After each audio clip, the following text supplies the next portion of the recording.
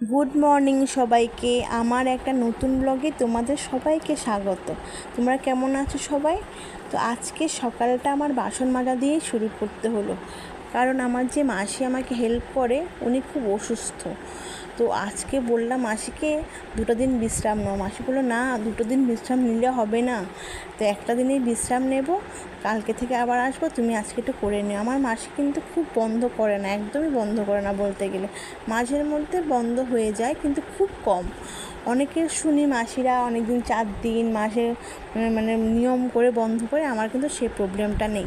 কারণ মাসি জানে আমার হাতের খুব প্রবলেম হয়। আমি বাসনটা আর কাপড়টা যখন কাচি, বাসনটা তো মাজি না, বাসনটা মাসিকে দিয়ে করাই, আর কাপড়টা যখন কাচি না আমার হাতে খুব ইনফেকশান হয়ে যায়। এই ভিমবার জাতীয় বা এই সার্ফ টার্ফ ধরলে আমার হাতে একটু প্রবলেম হয়। সেই জন্য একটা বাসন মাজার জন্য আমি মাসিকে রেখে দিয়েছি। অন্যান্য কাজগুলো আমরা ঘরেই করে নিই। এর মধ্যে আমার শাশুড়িও খুব অসুস্থ। আমাদের ঘরের মধ্যে অ্যাকচুয়ালি সবাই একটু না একটু সবাই অসুস্থ। আমার হাজব্যান্ডও শরীরটাও ভালো না, ছেলেরও শরীর ভালো না। আমার শাশুড়িও কাল থেকে খুব অসুস্থ। এর মধ্যে চোখে ছানি পড়েছে, অপারেশন করতে হবে, মানে একটু টেনশনের মধ্যেই আছে বলতে গেলে। তো দেখো, এখানে আমি বাসনটা মেজে নিচ্ছি, মোটামুটি মাজা হয়ে গেছে, আর কিছুটা আছে, হয়ে যাবে। তো বাসনটা মাজার পরে আমি আস্তে আস্তে ভাতটা বসিয়ে দেব। বাসি কাজটা সেরে তারপরে আমি হয়তো আজকে ছেলেকেও স্কুল থেকে আনতে হতে পারে, কারণ আমার বড় খুব অসুস্থ। সকালবেলা বেরিয়ে যাবে বলছে 9টার মধ্যে খেয়ে, জানি না কখন কি করতে পারবো। এখন প্রায় 7:30 বেজে গেছে।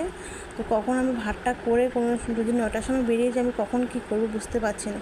বাসনটা অনেকটাই পড়ে গেছে আজকে, অনেকটা বাসন। যদি রাত্রেবেলা কিছুটা করে রাখতাম হয়তো ভালো ছিল, কিন্তু করতে পারিনি রাত্রেবেলা। এখন একটা কড়াই রয়ে গেছে, এখন আর কয়েকটা বাটি রয়ে গেছে, কিন্তু কখন শেষ করবো বুঝতে পারছি না। আমারও এই জলটা ধরে ধরে কাশি হয়ে যাচ্ছে, কাশিটা বেড়ে যাচ্ছে আবার, কারণ কালকেই আমার একটু ঠান্ডা ঠান্ডা লাগছিলো, এখন দেখলাম যে কাশিটা অনেকটা বেড়ে গেছে। যাই হোক, মাঝে মাঝে তো একটু অ্যাডজাস্ট করে নিতে হয়, তাই না?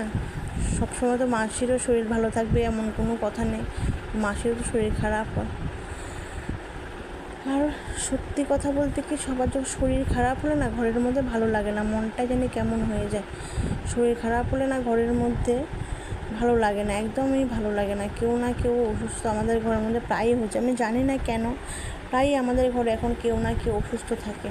তো দেখো, আমার বাসন মাজাটা হয়ে গেছে। এখানে আমি গ্যাসটা মুছে নিচ্ছি। গ্যাসটা মুছে আমার ভাতের হাঁড়ি টাড়িগুলি সব আগেই মেজে রেখেছিলাম। তো এখানে আমি গ্যাস ট্যাস মুছে একটু যে দেওয়ালটাও মুছে নিলাম, কারণ আমার তেলের ছিটা পড়ে, তো দাগ পড়ে থাকে, আর বেশি জমে গেলে না বাজে দেখায়। সকালবেলা এগুলি না মুছলে কখন আবার করব। এখানে ঘরটা আমি ঝাড় দিয়ে দিচ্ছি। বাসি কাজগুলি সেরে নিলে তাহলে তাড়াতাড়ি করে ভাতটা বসিয়ে দিতে পারবো।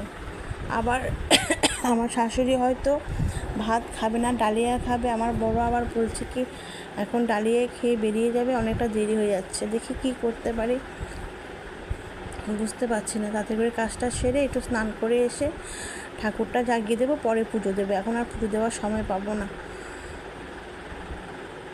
তো এখানে আমি ঘরগুলো সব ঝাড় দিয়ে দিচ্ছি। ঘরটা ঝেড়ে আমি একটু আজকে ঘরটা মুছবো না, আর পারবো না, ভালো লাগছে না আজকে, আর জল ধরতে ইচ্ছা করছে না। তো এখানে আমি দেখো স্নান টান করে এখন ঠাকুরটা একটু জাগিয়ে দিয়ে আমি এবার রান্নাঘরের দিকে চলে যাচ্ছি। অনেকটাই বেলা হয়ে গেছে, প্রায় 8টা 8:30 বেজে গেছে হয়তো, কারণ বর বলছে 9টার সময় বেরোবে।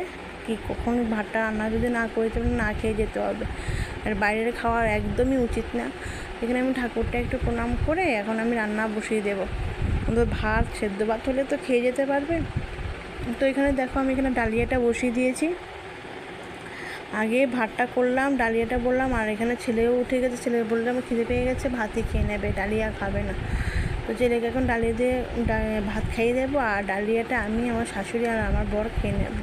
আর আমার শ্বশুরমশাই হয়তো শুক্তো দিয়ে ভাত খাবে, ও শুক্তোর জন্য মা শুক্তোটা এখন কেটে নিচ্ছে। আমাদের চাটা খাওয়া হয়ে গেছে, এখন আমরা ওকে ভাত খেয়ে আমার ডালিয়াটা খেয়ে নেব। তো ওকে ভাতটা খাইয়ে আমি এবার রান্নাঘরে ঢুকে যাব। শাশুড়ির শরীরটাও ভালো না। তো এখানে দেখো আমি ভাতটা করলাম, ডালটা হলো, একটু শুক্তো করলাম, শুক্তোটা আমার শাশুড়ি করলো। আর আমাদের আজকে কাঁকড় ভাজা করলাম, উচ্ছে ভাজা করলাম। আর এখানে সকালের সেদ্ধটা রয়ে গেছে। এই দেখো, ডালিয়াও একটু রয়ে গেছে, ডালিয়াটা ভালো হয়েছিল। আমি যদি থাকে দুপুরবেলাও খেয়ে নেবো একটু। আর একটু চিকেন আছে, বলছিলাম চিলি চিকেন করবো, এগুলো একদম বোনলেস পিস। কিছু এখন চিলি চিকেন করতে আমার শাশুড়ি মানা করছে, বলছে কি করো না, পেটের প্রবলেম হচ্ছে, ঘরের মধ্যে সবাই অসুস্থ, এই মশলাপাতি যাবে, একটু হালকা করে আলু দিয়ে একটু পাতলা ঝোল করে নাও। তো এই জন্য আমি কী করলাম, পাতলা ঝোলই করে নিলাম। দেখো সব কাজটা সেরে স্নান টান করে পুজো টুজো দিয়ে এখন আমি ছেলেকে আনতে গেলাম, প্রায় এখন 2টো বাজে। তো দেখো স্কুলের সামনে খুব ভিড়, আজকে অনেকটা ভিড় হয়ে যাবে মনে হচ্ছে। এই যে আমার ছেলের স্কুলে আমি পৌঁছে গেলাম, দেখো এখানটায় অনেকটা ভিড় আছে। এখানে ঢুকে আর আমি ভিডিও করতে পারবো না, কারণ ছেলের ব্যাগ নিতে হবে, আই কার্ড দেখাতে হবে। এখানে গিয়ে আমি মোবাইলটা যদি ধরি প্রবলেম হয়ে যাবে, এই জন্য আমি এখন মোবাইলটা ইউজ করবো না।